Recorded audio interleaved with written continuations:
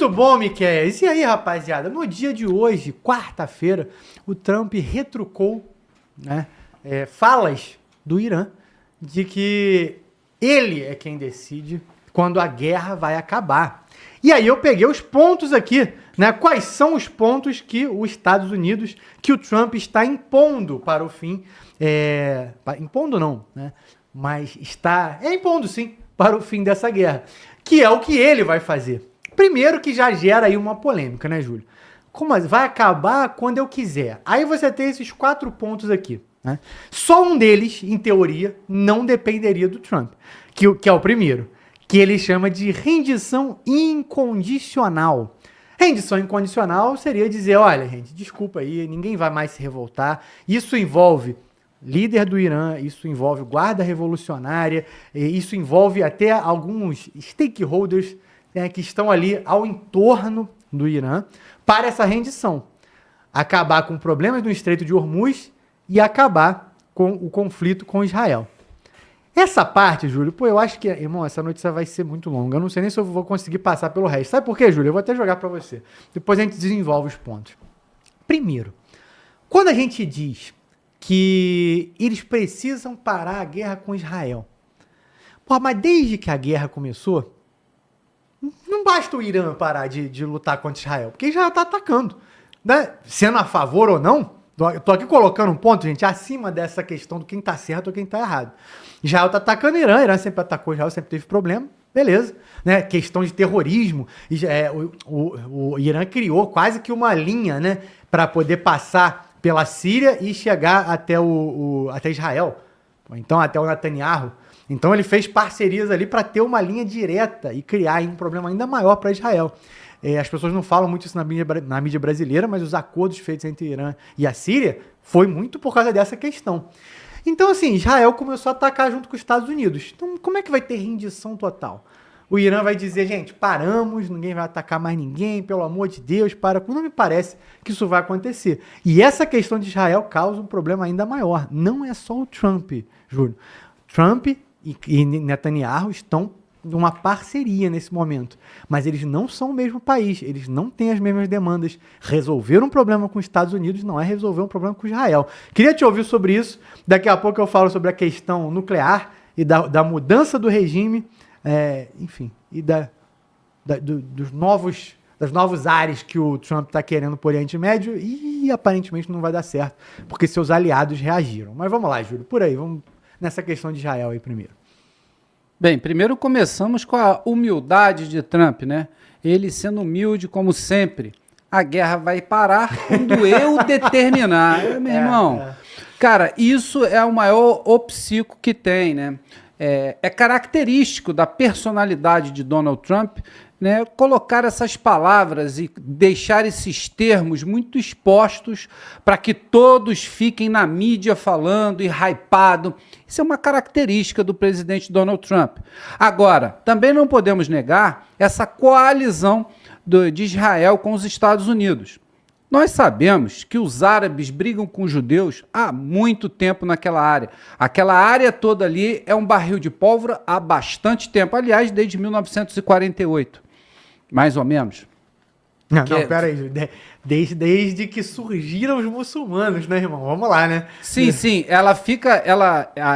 isso fica mais evidente com a criação do Estado de Israel dentro daquele local. É isso que fique bem claro, mas é muito antes, como o Eric falou. Mas a caracterização é a criação do Estado de Israel como uma nação independente naquele local. Isso mexe com todos os países no seu entorno. Então é uma briga antiga, mas o que eu volto a falar, né, sobre a prepotência do Donald Trump, ele está sendo prepotente porque ele tem debaixo dos seus ombros o maior e mais poderoso exército da Terra. É por isso. E o Israel, com certeza, está apoiado, né, no primo mais forte. Então essa coalizão é importante para Israel, para a sua sobrevivência, né, naquele local. Isso é indiscutível, e também para atender os interesses americanos de projetar, né, esse mundo ocidental dentro daquela área complicadíssima que é o Oriente Médio. Então a gente tem essa via dupla, né, essa mão dupla aí de vias tanto de Israel quanto dos Estados Unidos, com seus objetivos completamente próprios, se ajudando mutuamente. Isso é mais do que claro. Mas quando você fala, né, do acontecido, desse pequeno conflito que está acontecendo entre a coalizão de Israel e Estados Unidos com o Irã, você fala de um reflexo muito mais importante, que é o abastecimento com o mineral fóssil, petróleo, para a China. Sim, esse é o principal objetivo geopolítico que Donald Trump tem nas mãos, é diminuir a capacidade energética, sabendo que a China, né, importa chega a beirar 40% do seu combustível fóssil. Então, se ela não conseguir arrumar, né, disponibilizar esses 40% de petróleo, ela está no mato sem cachorro. E é exatamente esse tipo de estrangulamento que Donald Trump, junto com Israel nessa coalizão, quer para o seu país. Sabemos também que o Irã não pode atacar os Estados Unidos. Ele pode atacar um navio, um porta-aviões, uma aeronave, mas atacar os Estados Unidos, o país Estados Unidos, até agora só é visto com o terrorismo, porque os mísseis não possuem alcance para chegar nos Estados Unidos. Então, Israel e todas as bases americanas no entorno são os alvos, Eric. Muito bom, Júlio. Comandante Vilas Boas, passando para os pontos 2 e 3. A operação Epic Fury, que a gente vem falando esse tempo todo, que é justamente a operação da coalizão com Estados Unidos e Israel, tinha um objetivo, antes de tudo isso estar acontecendo, que era o desmantelamento da produção nuclear, de armas nucleares dos Estados Unidos, e que acabou em algum momento dessa guerra virando também os mísseis balísticos. Os mísseis balísticos do Irã já foram repercutidos aqui várias vezes, são armas perigosas, perigosíssimas. O Irã, esses mísseis fazem inclusive do Irã o maior poder militar do Oriente Médio. Então, não só passou-se a ser, vamos acabar com o programa nuclear do Irã, mas também com um dos seus mísseis balísticos. E aí o Trump diz à Fox News que o fim, quando o fim for declarado por ele, não vai haver mais habilidade de luta de Israel. Isso aqui traduzindo livremente, né? E aí ele cita que quando isso acontecer, vai haver a destruição da sua marinha, das forças aéreas e dos seus sistemas de comunicação, de acordo com o que o Trump julga ser o suficiente para não mais o Irã ser uma ameaça. Pode falar, Viu. Só falando sobre essas armas que você falou, que o Irã já perdeu praticamente toda a sua marinha. Ele já perdeu também praticamente toda a sua força aérea. Está perdendo todo o seu programa nuclear. Foi atacado, a Guarda Revolucionária foi atacada na sua espinha dorsal. Então, o que resta, né, como força de combate do Irã, que é uma força de combate muito considerável, é o míssil Khorramshahr 4, é um míssil balístico de médio alcance pesado, está sendo utilizado nesse exato momento contra Israel, com ogivas de até 2 toneladas de explosivos, e que estão utilizando as munições cluster, né? Aquelas submunições que se dividem do míssil principal, dificultando a sua interceptação. E o outro é o Fatah 2, que é um trunfo na manga que o Irã ainda mantém debaixo da terra, que são mísseis hipersônicos. Então, com esses 2 mísseis, eles ainda garantem, né, uma boa força de ataque, que fica escondida debaixo da terra, Eric. Muito bom. Comandante Vilas Boas. Aproveitando aí, né, isso que eu já estava colocando, o Júlio ainda deu detalhes desses armamentos. Fica uma reflexão dos Estados Unidos, de Trump, ser capaz de fazer tudo isso, impor essa questão, e eu vou acrescentar um último item. Os seus aliados, ou seja, a Arábia Saudita, né, o príncipe saudita, os países dos Emirados Árabes, que vai pegar ali Dubai, Abu Dhabi, os adjacentes, como o Catar, esses países que são aliados do Trump, reagiram e surgiram várias declarações na mídia de que eles não tinham sido informados do ataque quando aconteceu, e justamente por isso ninguém estava preparado para as retaliações e ninguém está feliz como isso aconteceu. O Trump, ok, eu entendo o medo nuclear do Trump e do Ocidente. Afinal de contas, em quantas semanas? 3 semanas de manifestação que o povo fez lá no Irã, foram mortos mais de 40 mil pessoas. E isso também é um absurdo. Isso é inquestionável o absurdo que é isso. Mas aí o Trump vai lá, faz esse tipo de coisa, e aí você tem... Gente, o Irã explodiu prédios civis no Bahrein, no Catar, em Abu Dhabi... Hoje em Omã. E eles não puderam se preparar para isso. Agora até estão, mas... Assim, quanto tempo o Trump não leva para se preparar para uma guerra, gente? Semanas. Aconteceu... Semanas? Não, meses. Ele fez isso na Venezuela e também no Irã. Ele foi se construindo tudo ali aos poucos. Aí os países têm que se virar em 3, 4 dias. Então eles não estão satisfeitos com isso. Inclusive a próxima matéria vai dar mais detalhes sobre isso. Mas eu queria te ouvir, comandante. Eric, esse assunto é complicado, né?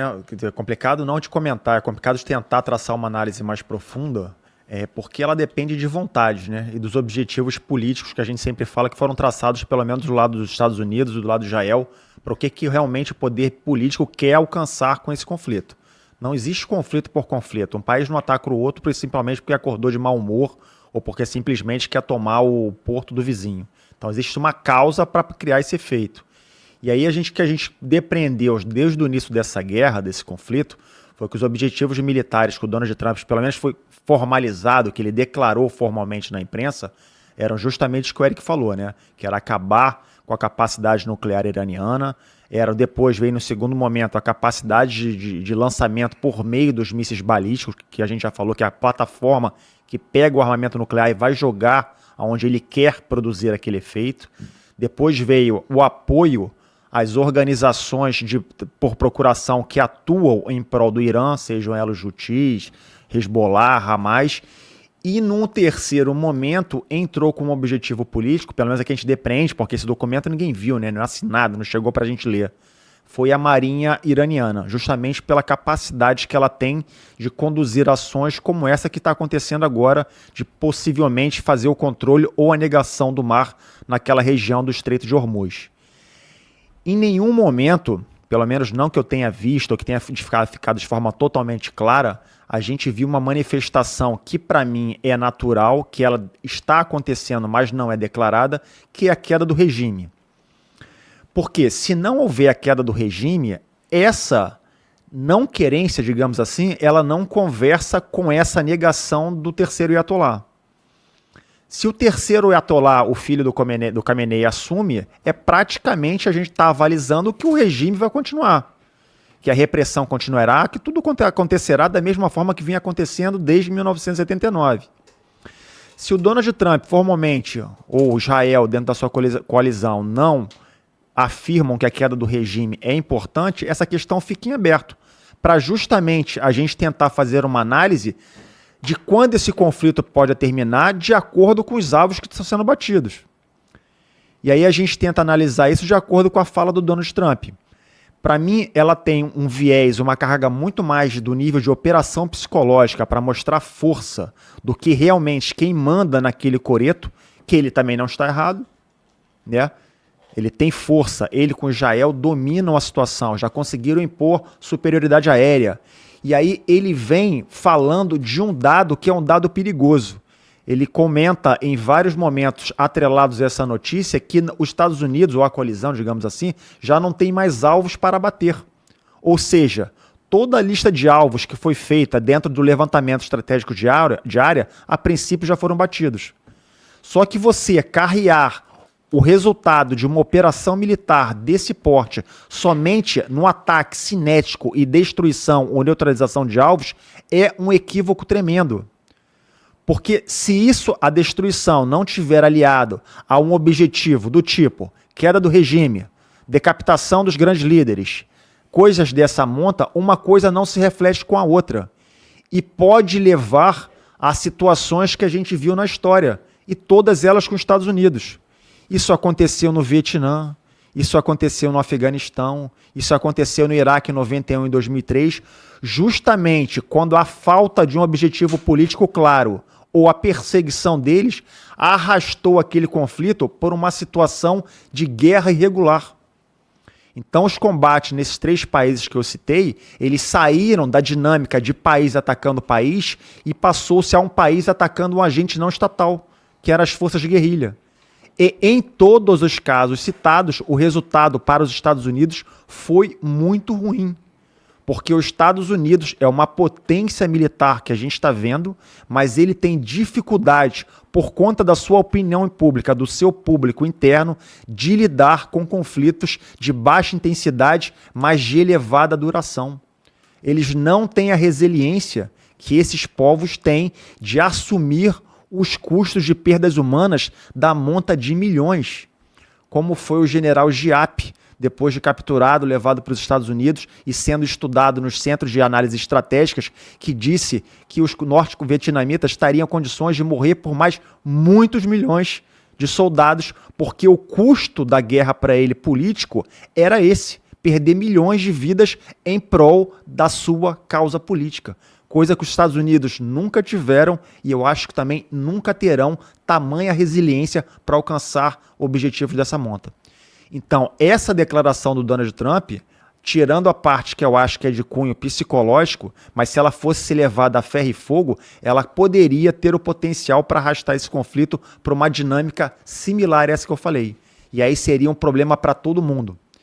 Agora, você pode perguntar, tá, então vamos derrubar o regime. Para derrubar o regime, você tem 2 soluções, a grosso modo.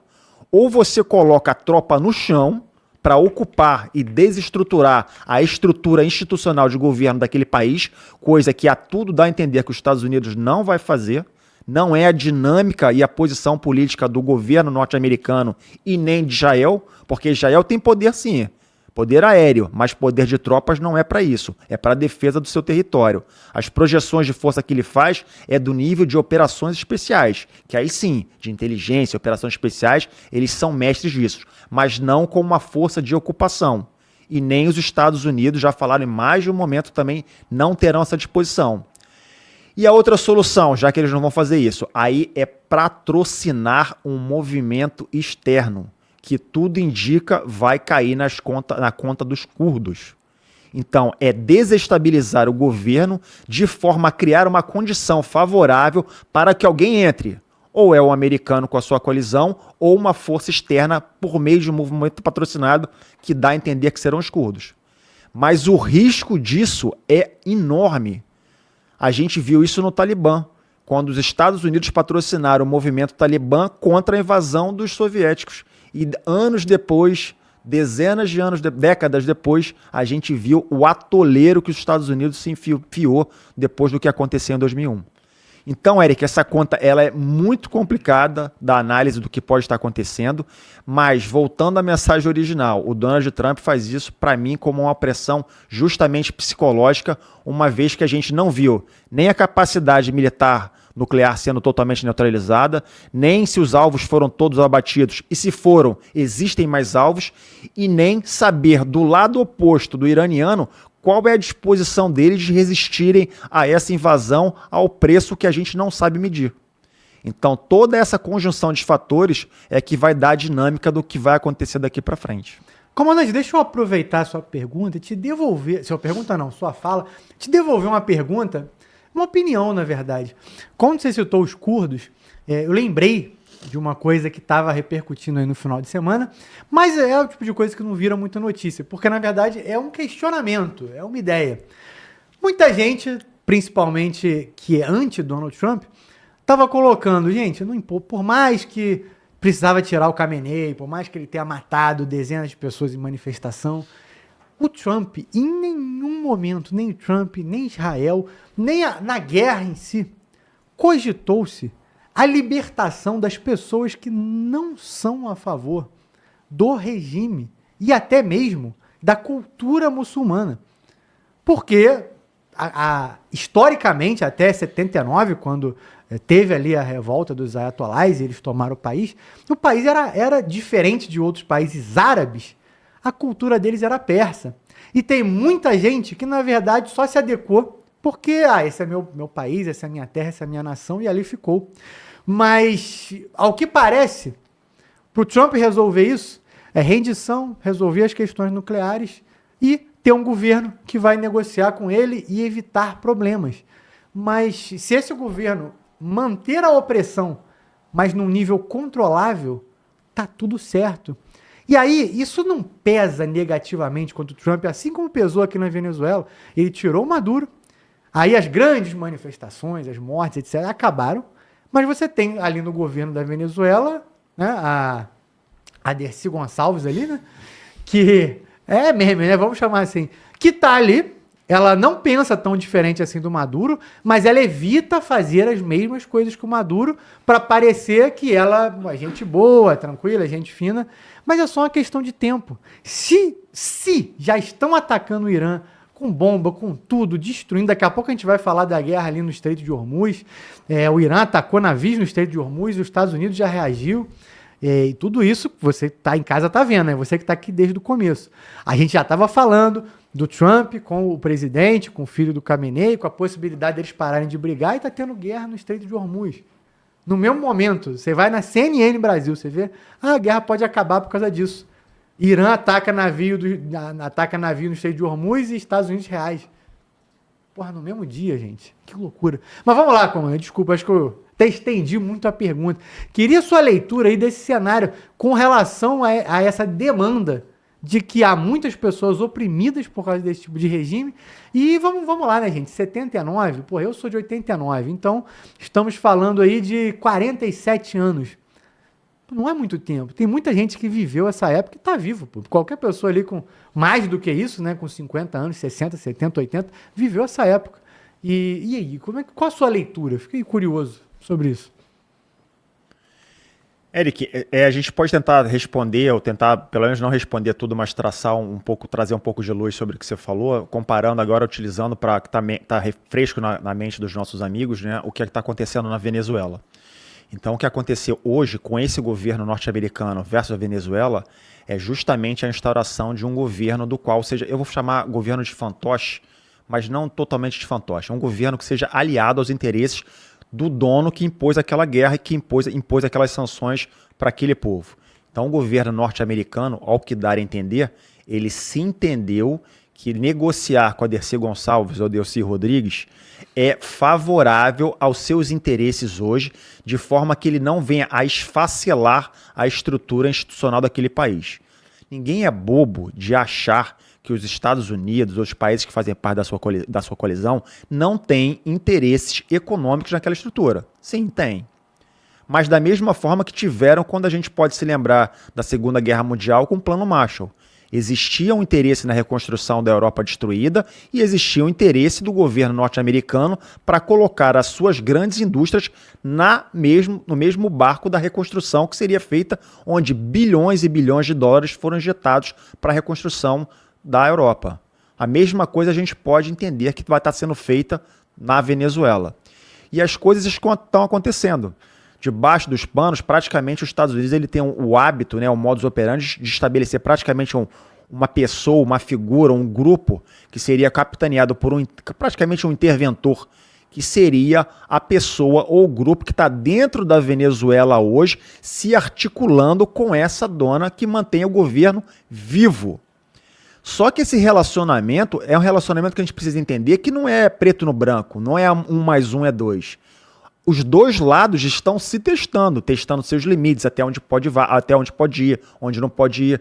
A Delcy Rodrigues, ela, de forma alguma, eu acredito isso piamente, que ela é a favor do que o Trump fez.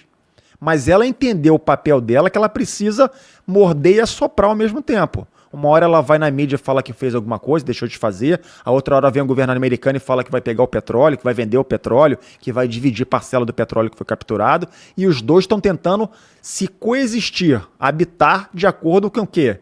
Os interesses norte-americanos sejam mantidos e que a situação inicial exploratória venha, de alguma certa forma, se não acabar, diminuir. Porque os atores continuam mesmo. Padrino Lopes continua lá, o outro lá, o decapitador de todo mundo, continua na situação, e mesmo dentro do governo, as opiniões são totalmente discordantes. Essa senhora Delcy Rodrigues deve estar enfrentando oposições enormes dentro do seu governo. Mas está todo mundo tentando entender quais são os seus limites. Se a gente tentar traçar essa mesma dinâmica, uma dinâmica similar para o que pode vir a acontecer no Irã, né, guardadas as devidas proporções, mas seria uma situação similar a essa. Se os Estados Unidos, o Donald Trump acabou de falar, e Israel também, né, que esse atolá agora é inaceitável, ele está, de uma certa forma, dizendo que ele quer o controle do regime. Para quê? Para controlar o petróleo, pô. Para acabar com a repressão? Sim, logicamente. Mas vai acabar de uma forma total, agora que ele já poderia ter impedido, não. Ele poderia ter forçado a libertação dos opositores do regime? Isso não vai acontecer. Não aconteceu na Venezuela. O presídio lá de helicópteros continua cheio, pô. Né? Foram libertando aí a conta-gotas 10, 5, 15. Depois prenderam até um que tinha sido libertado. Uma confusão danada. Então, essa queda que a gente espera, né, de uma forma totalmente clara, não, o regime vai acabar, os presos vão ser libertados, agora vivemos aqui uma situação de paz humanitária global, onde agora todo mundo pode andar sem seu lenço no meio da rua. Isso não vai acontecer dessa forma. Porque, para isso, os Estados Unidos teriam que cair no mesmo erro que cometeram no Iraque e assumir o ônus de uma reconstrução institucional e do país inteiro, que colocaria eles lá afundado por mais décadas e décadas, como aconteceu no Iraque e no Afeganistão. E o custo disso, tanto financeiro como de perdas, e o custo político para o governo dos Estados Unidos é muito grande e ninguém vai querer que isso aconteça, ainda mais agora com as eleições. Então, esse impacto todo, Eric, eu acho que não vai acontecer dessa forma que a gente está colocando muito clara, porque essas nuances de poder, de quem manda, de quem fica e o que vai ser trocado como moeda de troca, a gente não tem como avalizar. Somente a gente tem como inferir que o controle do petróleo, no caso do Irã, é uma nuance muito forte. E se a gente atrelar o controle do petróleo no Irã com o controle do petróleo na Venezuela, a gente pode, de alguma forma, deduzir que esses dois controles de petróleo tem a ação de ferir a mangueira de petróleo que suplanta a China. Então a China se conecta com os dois a partir do momento que os Estados Unidos vai sufocar praticamente 50% do seu fornecimento de petróleo para a China, restando aí nesse cenário a Rússia como um dos pontos principais de fuga do petróleo da China para buscando suas fontes na Rússia, uma vez que a gente entende que o Irã e a Venezuela vão estar com as suas torneiras fechadas, Eric.